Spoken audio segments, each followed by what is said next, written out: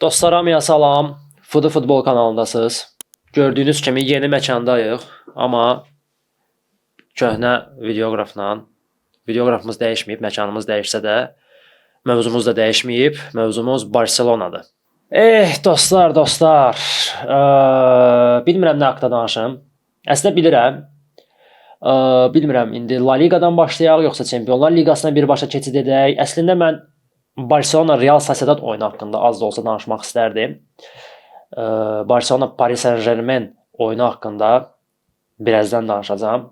Çünki belə deyək də məclisimizin əsas yeməyi odur. Mərkəzi oyun, hamının gözlədiyi oyundur. Ona görə onu axıra saxlayaq. Bir də nəzərinizə çatdırmaq istəyirəm ki, biraz xəstələnmişəm. Hər halda mən üzürlü sayarsınız. Özünüz də əgər dünən bizlə fan klubundan bir yerdə oyuna gəlmişdinizsə, gördünüz ki, yəni vəziyyətim bir o qədər də yaxşı deyildi. Görməyənlər də buradan artıq bəlkə səsimdən və burnumu çəkməyimdən hiss elədi ki, vəziyyət güldü. Belə, başlayaq. Barcelona La Ligada birinci yerə qayıtdı. Real Madridin səhvindən istifadə edərək, Real Madridin xal ikisindən istifadə edərək və Real Sociedad üzərində qələbə qazanaraq birinci yerə çıxdı. Komandamız 7 turdan sonra 19 xalla La Ligada turnir cədvəlinə başçılıq edir. Çox danışmayacağam. Oyun haqqında belə oldu, elə oldu. Çünki fikrim oyunda deyil. Bir-iki nüansa toxunmaq istəyirəm. Mənə dedilər ki, Araujo haqqında danış. Araujo'nu çox pisləyirdim ötən mövsümdən. Amma yəni ağı deyiriksə qaranı da deməliyik, qaranı deyiriksə ağı da deməliyik. Araujo son oyunlarda artırıb, doğrudan da Araujo biraz göstərir ki, ona güvənə bilərik və belə bir sual ortaya çıxdı. Nəyə görə Paris Saint-Germain-lə oyunda Araujo oynamadı? Bilmirəm, Flick elə bildi ki, bəlkə Araujo'nun fobiyası var Paris Saint-Germain-li oyunculara qarşı. Görən kimi onları vurub aşırdacaq. Amma məncə Paris Saint-Germain-lə oyunda Araujo əsas heyətdə oynamalıydı. İndi deyə bilərsiniz ki, bəli Fuad, özün də deyirsən ki, Araujo'nun ayağı düz deyil. Yəni oyun qurma üzrə bir o qədər də yaxşı bir xüsusiyyətlərə malik deyil Araujo. Bəs biz PSG-nin pressingindən necə çıxacaqdıq Araujo oynasaydı? Amma Kubarsi və Kunde sayəsində bunu edə bilərdik, risk edə bilərdik. Çünki hiss olundu ki, PSG ilə oyunda fiziki güc cəhətdən çox uduruq. Əslində Real Sociedadla oyun biraz validollu keçdi. Daha rahat qələbə qazana bilərdik. Amma yenidən comeback edərək qələbə qazandıq. Lewandowski. Vallahi mən bilmirəm, dərdimin kimə deyim, kimə söyləyim. Bir nəfər də mənə başa düşmür. Qardaş, yetişib də bu adamın vaxtı da. Yetişib də bu adamın vaxtı. Yəni indi prioritet məsələlər qalıb qıraqda. Paris Saint-Germain-lə oyun yəni yadımdan çıxmır. Amma yəni belə şeylərə görə məsələşirəm. Yəni Barcelona kimi top bir klubun belə səviyyədə hücumçusu olmamalıdır da dostlar. Lewandowski elit bir hücumçudur. Lewandowski çox böyük bir hücumçudur. Adını tarixə yazdırmış bir hücumçudur. Və o hələ də öz elitliyin itirməyib. Öz o peşəkarlığının, öz gücünü itirməyib. Qalıb nəsə qabında. Amma yaş öz sözünü deyir də. Yəni Real Sociedadla oyunda onun qaçırtdığı epizod doğrudan da gülməli idi. Doğrudan da gülməli idi. Elə epizodları boşa vermək olmaz. Yəni elə epizodları boşa verirsənsə sən, yəni deməli sən çempionluğa oynamalı deyilsən. Dostlar, Barcelona Paris Saint-Germain oyununa keçməzdən öncə Real Madrid haqqında da danışmaq istəyirəm. Bildiyiniz kimi Real Madrid səfərdə Metropolitanoda Atletico Madridə 5-2 hesabı ilə məğlub oldu. Bu artıq Xabi Alonsonun Real Madridin başında ikinci böyük oyun məğlubiyyətidir. Yəni ikinci dəfədir ki, artıq böyük oyunda məğlub olur Xabi Alonso. Bu ilk dəfə yay aylarında klublararası dünya çempionatında baş verdi. Paris Saint-Germain-ə qarşı 0-4 hesabı ilə məğlub oldular. İndi isə əzəli rəqiblərinə Madrid derbisində 5-2 hesabı ilə məğlub oldular. Belə bir sual ortaya çıxır ki, Real Madrid mövsümə qeyri-stabil başlayan Atletico Madridə qarşı nəyə görə belə pis oynadı? Nəyə görə motivasiyasız oynadı?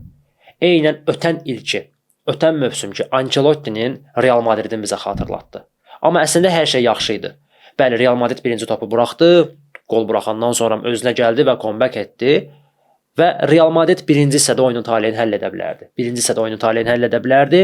Necəsə alınmadı, arxayınçılıq mı deyim, konsentrasiya pozğunluğu mu deyim, anlaya bilmirəm ya da izah edə bilmirəm. Real oyunu əldən verdi. İkinci hissədə isə Real Madrid ümumiyyətlə yox idi. Ümumiyyətlə yox idi. Belə bir şey deyim. Çox danışmaq istəmirəm indi Real Madrid haqqında. Əslində danışmaq istəyərdim. Sadəcə olaraq vaxtımız azdır. Mən istəyirəm bütün gücü Paris Saint-Germain ilə Barcelonanın oyununa verim. Real Madriddə hal-hazırda elə bir vəziyyətdir ki, Xabi Alonso'ya güvənirlər. Okay. Amma belə bir şey deyim. Xabi Alonso'nun arxasında Carlo Ancelotti və Zinedine Zidane'ın avtoriteti yoxdur. Yəni kredit deyilən bir şey var. Güvən krediti. Yəni o güvən hələ də Xabi Alonso'da yoxdur. Bəli, ona bir səhvi bağışlaya bilərlər, 2 səhvi bağışlaya bilərlər, 3-ü də bağışladılar. Amma Florentino Perez çox səhv bağışlayan prezidentlərdən deyil. Ona önəmli deyil. Sən Xabi Alonso'san, komandanın əfsanəsisən, oyunçu kimi, nə bilim, qab yuyan kimi, top daşıyan kimi və yaxud məşqçi kimi fərq etmir. Əfsanəsən, okey. Amma bu komandaya xeyrin dəymirsə, sağ-salamat. Ona görə mən Florentino Perez'i çox sevirəm, bu cəhətdən sevirəm. Çünki yəni komandanı düşünən, komandanı prioritet tutan prezident belə olmalıdır. Real Madrid bu acı məğlubiyyətdən sonra uzun bir Qazaxıstan səfərinə yollandı, Kayrat səfərinə yollandı. Qazaxıstanda aləm dəymişdi bir-birinə. Evin satan kim, nə bilim, oğlanlığın satan kim, oyuna düşmək üçün hər şeyi eləyən kim. Onları da qınamıram. Yəni o boyda Real Madrid gəlir. Yəni adamlar nə etməlidir? Yəni doğrudan da bəlkə bizə də elə olsaydı, biz də bəlkə başını dağıdardıq ki, Real gəlib, Barça gəlib, Bayern gəlib, nə bilim, indi Chelsea gələcək də bizə. Görək nə edir Chelsea azarkeşləri. Real Madrid Kayrat üzərində 5-0'lıq qələbə qazandı və belə deyim də yüngülvari özünü anastaziya etdi. Yəni ağrı kəsici ilə özünə gəldi. Yəni Kayrat üzərində qələbə Real Madrid üçün və Real Madrid məşqçilər heyəti üçün bir ağrı kəsici idi. Bəli, bu oyuna görə Real Madridə nəsə wow bir şey demək olmaz. Çünki qarşıdan böyük oyunlar gəlir. Xabi Alonso'nun sınağı ilə qarşıdadır. Liverpool var, Juventus var, Manchester City var, El Clasico'lar var. Görək nə edəcək Xabi Alonso. Bax, burada da əsl sınaq, burada bilinəcək Xabi Alonso'nun əsl gücü. Kylian Mbappé hal-hazırda dünyanın ən yaxşı futbolçusudur. Bu mənim şəxsi düşüncəmdir, amma məncə siz də mənimlə razılaşarsınız. Hal-hazırda Kylian Mbappé səviyyəsində futbol oynayan ikinci bir futbolçu yoxdur. Nə bilim, Bundesliqada Harry Kane tap-patap qollar vurur, nə edir? O mənə önəmli deyil. Hal-hazırda Mbappé başqa leveldə bir futbol göstərir və doğrudan da oyunu elit bir səviyyədədir və doğrudan da bu performans sırf Ballon d'Or performansına aparır. Yəni yolu qızıl topa gedir Mbappé'nin. Əgər mövsüm sonuna qədər belə davam etsə, komandanı belə üzərində daşıya bilsə, məncə qızıl top uzaqda deyil. Amma yenə də burada hər şey titullardan asılıdır. Real Madrid titullar qazanmalıdır ki, Mbappé də qızıl top qazansın. Lamin, çıx dostum, çıx. Çıx. Getdilər, çıx. Ay, getdilər. Yalan deyərəm sənə mən, qorxma gedib. Ücə Parisdədirlər. Çıx, başıma dönüm, çıx. Gizlənmə orada, çıx.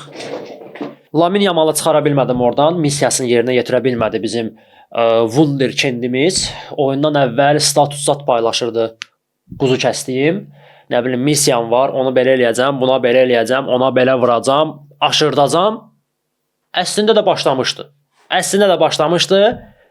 Bəli dostlar, Barcelona Paris Saint-Germain oyunu haqqında danışırıq. Beyin getdi məndə. Açıb tökəcəm hər şeyi. Bəzi etik sözlərə görə indidən üzr istəyirəm, qeyri-etik sözlərə görə indidən üzr istəyirəm. Çünki əsəblərimə ola bilsin ki, tab gətirə bilmədim bəzi nüanslarda. Yəni burada indi mən komandanı qınamayacağam. Ay belədir, bu nədir, bu nə oyundur, yoxdur. Hələ heç nə bitməyib, hələ hər şey qarşıdadır. Yaxşı oldu. Sadəcə olaraq bəzi nüanslar, oyunçuların bəzi başına yaxması mənə əsəb elədi. Əslində Lamin Yamal çox gözəl başladı oyuna. Ümumiyyətlə Barcelona oyuna yaxşı başladı.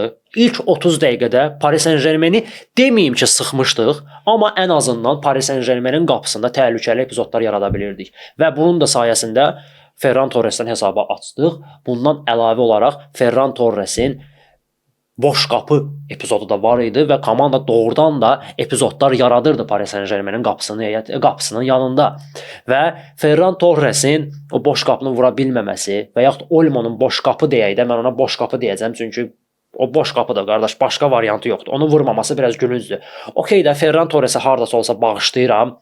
Zabarla möhtəşəm bir hissiyatla o topu boş qapıdan çıxartdı, amma yuxarıdan Rashford gəlirdi. Rashfordu görmək olardı. Rashfordu görmədi Ferran Torres. Yəni onda o beyin yoxdur ki, o Rashfordu görsün. O beyin olsaydı indi bəlkə qızıl topu var idi. Amma Dani Olmoya da sözüm. Dani Olmo onsuz da mövsümə bərbad başlayıb. Bunu demişdik.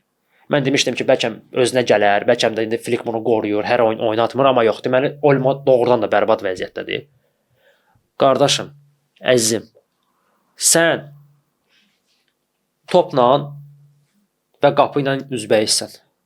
Arxandan Fabian Ruiz gəlir. Aravızda bəlkə bir 3-4 metr fərq var. Yəni sən həmin epizodda azı bir 3 saniyə düşünə bilərsən. Düşünməyə zamanın var. Okey də Ferran Torresin zamanı olmadı, amma sənin zamanın var idi. Sən götürdün topu düz vurdun hakimin üstünə. Hakimi də olmasaydı top yenə də Zabarnaya gəlib dəyəcəkdi. Həmin epizodda fikirləşmək olardı, çünki zaman var idi. Hələ gələn kimi topu qoydu qapıya.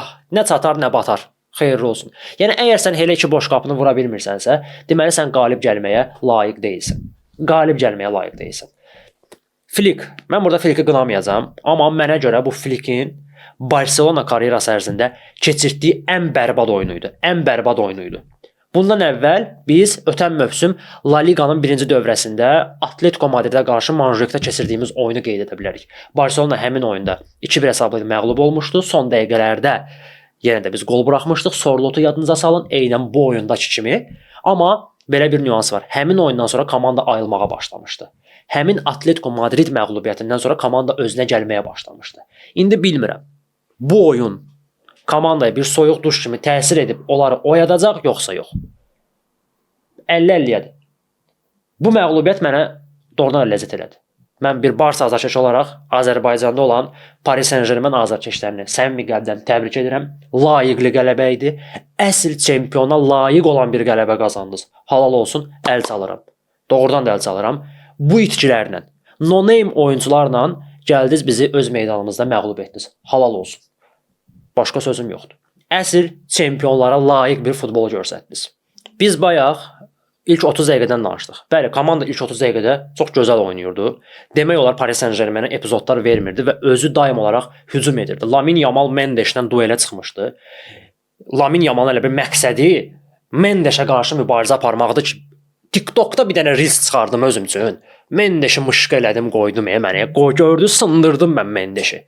Halal olsun Yamal, öpürəm səni. Bəli, birinci dəqiqədə sən bu missiyanı yerinə yetirdin. Birinci dəqiqədə yerinə yetirdin. Ta 30-cu dəqiqəyə qədər. Qəşəng də oynayırdın. Qəşəng trivialalar gedirdi. Bilirəm, indi beyinsiz Ferranla oynayırsan, qınamıram səni. Amma 30-dan sonra hara etdiniz siz?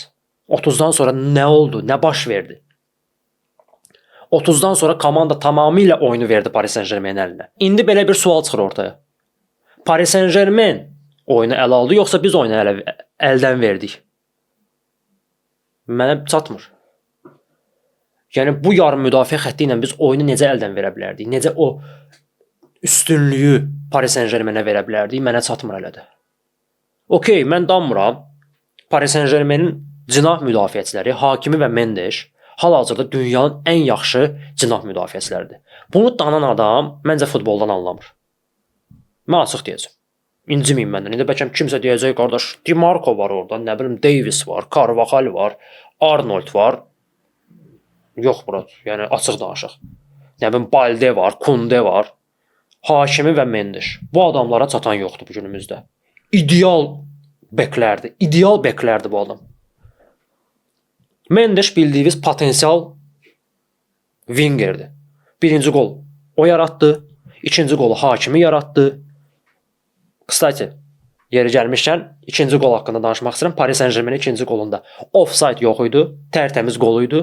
Yəni bu barədə heç nə deməyin, etiraz etməyin ki, offside-dan gol vurdunuz. Amma qırmızı vərəqə haqqında danışacağam. Anthony Taylor sağ olsun Paris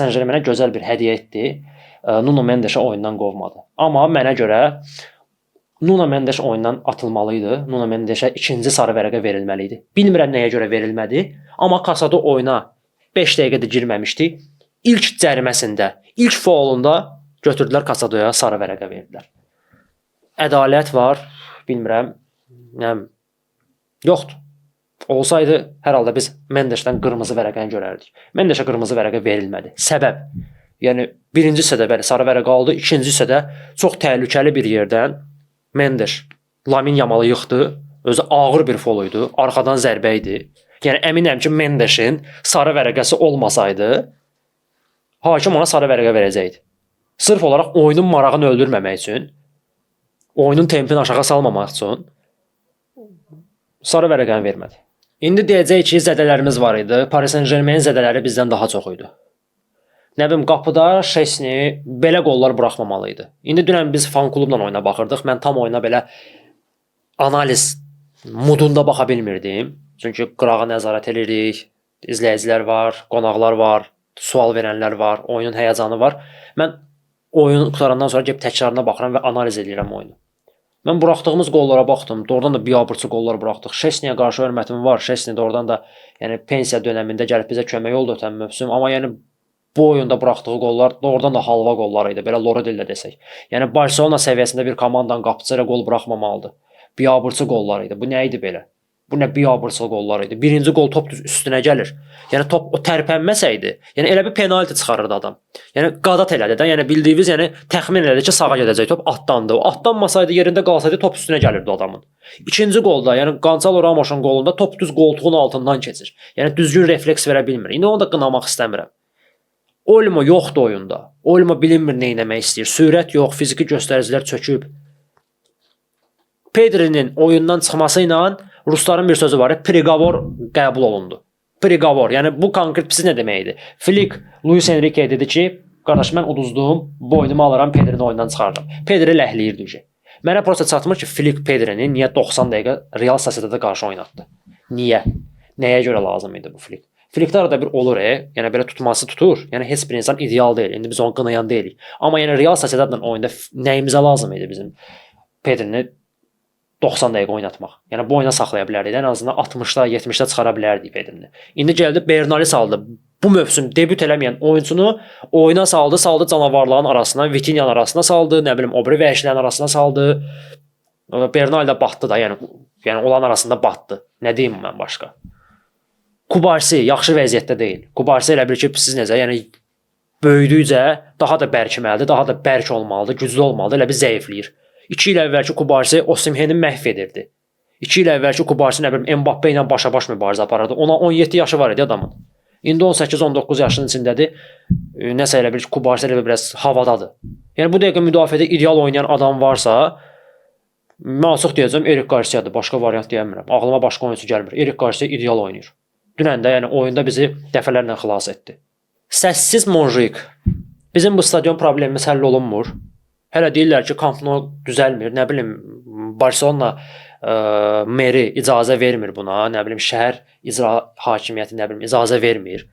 Başa düşmürəm. Celta'nın Balayı stadionu arxada stroyka gedir. Orada ustalar nə bilim futbol oynayırlar. Burada da professional futbolçular futbol oynayır. Heç kim heç nə demir. Barcelona stadionu demək olar belə ideal deyil, amma yəni uzu bucağı görsənir də oynamaq olar orada, amma icazə vermirlər. Bilmirəm səbəb nədir.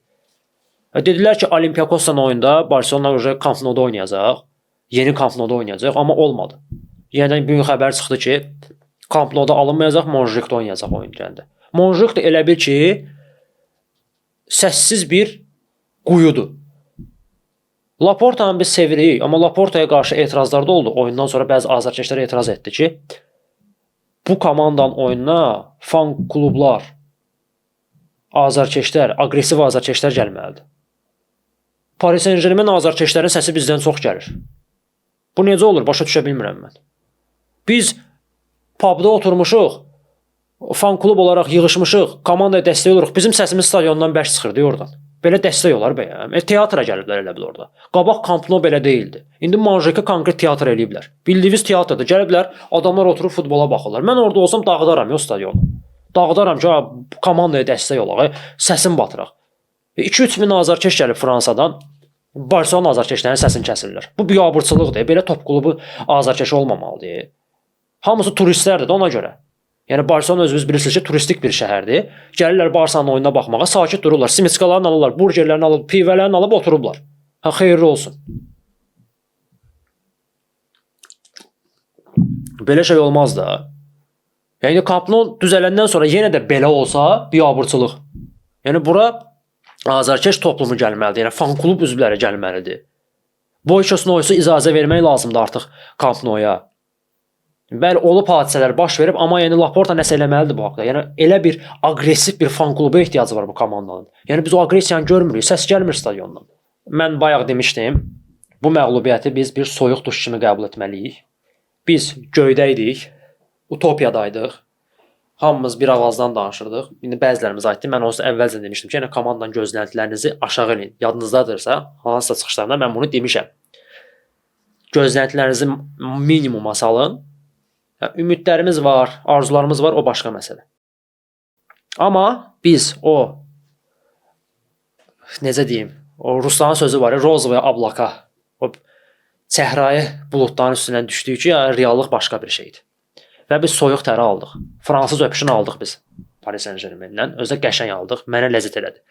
Bu məğlubiyyəti bu aylarda, yəni oktyabr-noyabr ayında almaq daha məqsədə uyğundur, nəinki aprel-may aylarında. Çünki indi nələrsə düzəltmək olar və zaman var. Yadınızdadırsa, ötən mövsüm Paris Saint-Germain hal-hazırki Çempionlar Liqasının qalibi. Çempionlar Liqasına bərbad başlamışdı. Bərbad. Demirəm amma pis. Pis yaxşıdır. Bərbad başlamışdı. Adamlar 13 xal toplamışdı və 15-ci yer olmuşdular. Yəni belə deyək də, Loro dillə desək, qılaqıl çıxdılar play-offa. Amma play-offda City ilə oyunlardan sonra göstərdilər ki, adamlar çempionluğa layiqdirlər. Yəni belə deyim, ilk 8-lik önəmlidir. Yaxşı bir şeydir. Həm maddi cəhətdən, həm komandanın daha az oyun keçirməyi cəhətdən 16-da 1 oynamırsan. Amma prioritet deyil. Prioritet deyil. Yəni Liverpool 1-ci yer oldu, Barcelona 2-ci yer olmuşdu ötən mövsüm. Nə oldu sonu? Liverpool 4-də 1-də sağollaşdı bizdən. Barcelona yarımfinalda sağollaşdı. O qədər önəmli deyil. Amma 15-ci yer olan komanda gəldi çempion oldu. Ona görə ümiddən düşmürük. Hər şey yaxşı olacaq. Zədəlilər var. Hələ komanda tam oturmayıb. Komanda özünə gələcək. Flick nəsə eləyəcək. Mən inanıram ki, yəni restart olacaq. Qoy bir dənə zədəlilər özlərini tutsun, sağalsınlar, komanda formalaşsın. Məncə, yəni noyabr aylarından sonra, dekabrdan sonra, yəni artıq belə deyim də, yaz aylarına komanda ideal vəziyyətinə çatacaq. Çalışmaq lazımdır ki, yəni maksimum dərəcədə La Ligada xal itirməyək. Oktyabrın 5-i Sevillaya yollanırıq səfərə. Sevilla ilə oyunumuz var. Sevilla ilə oyunu yola verib milli araya gedirik, milli fasilələrə gedirik. Biraz dincələr komanda, amma indi yenə qorxuram ki, milli düşərgələrdə də oyunçular zədələnlər zibil çıxdı. Qabaqdan Olympiakosla oyun var, Girona ilə oyun var. Okey də, bunlar rahatdır. Amma ayın 26-sı El Clasico'muz da var. Onu da yaddan çıxarmaq olmaz. Görək nə olur. Yenə deyirəm, həvəsdən düşməyin. Hər şey yaxşı olacaq. Mən komandaya inanıram. Amma yenə deyirəm, gözləntilərinizi aşağı salın. Yəni komandadan çox şey tələb edə bilmərik. Bugünkü günümüzdə Barcelona bəzi top klublardan, yəni özümüz də görürük ki, Paris Saint-Germain-dən geri qalır. Heyət cəhətdən, təcrübə cəhətdən və ən əsası belə necə izah edim? İzah edə bilmirəm, nəysə. Dostlar, bilmirəm, dünya şokdadır, özünüz herhalde yaxşı görürsünüz. Qarabağ möhtəşəm işlər görür. Qarabağ Çempionlar Liqasında 6 xalla liderlərlə eyni sıradadır. Real Madridlə, nə bilim, kimdən orada? Chelsea var, Bayern var, Tottenham var. Yəni doğrudan da möhtəşəm bir nəticədir. Yəni bunu heç kim gözləmirdi. İnanırdıq, o başqa məsələ. Bayaq dediyim məsələyə qayıdıram. Ümidimiz var, inanırıq, amma reallıq da var da, özümüz də yaxşı bilirik ki, yəni aldatmağın mənası yoxdur özümüzü. Yəni Qarabağ bu dəqiqə heyət cəhətdən digər top klublardan, yəni ona rəqib olan komandalardan geri qalır. Amma Qarabağ stereotipləri qırdı. Benfica üzərində gözəl qələbə, əzimli qələbə. Gəldilər Tofiq Bəhramovda Kopenhagen üstündən keçdilər. Barcelona'nın oyundan əvvəl biz oyuna baxırdıq, Kamran. Yəni elə oyun başlamamışdı Barselona, biz Qarabağın oyununa baxırdıq. Yəni Qarabağ o qədər professional oynayırdı ki, mən şokdaydım. Yəni o qədər təcrübəli oynayırdı ki, Kopenhagenə qarşı. Mən möhtəşəm. Buradan Qarabağ azarkeşlərini təbrik edirəm. Qarabağa dəstək olanları təbrik edirəm. Ümidvaram ki, Qarabağ maksimum dərəcədə irəliləyəcək və play-offda ümid edirəm ki, Barselonanı gətirəcək bura. Məndən bu qədər dostlar. Ümidvaram ki, razı qaldınız. Yenidən nəzərinizə çatdırım ki, biraz xəstələnmişəm. Üzrü sayın. Yəni tam istədiyim kimi danışa bilmirəm. Qızdırmalı haldayım hal-hazırda, amma yəni bu videonu çəkməli idim çünki variant yoxdur. Diləyiblər mənə ki, video gəlsin. Kanala abunə olmağı unutmayın. Instagramda, TikTokda, nə bilim, o biri sosial şəbəkələrdə də izləyin bizi. Hamınızı öpürəm. Viska Barsa, Viska Kataloniya.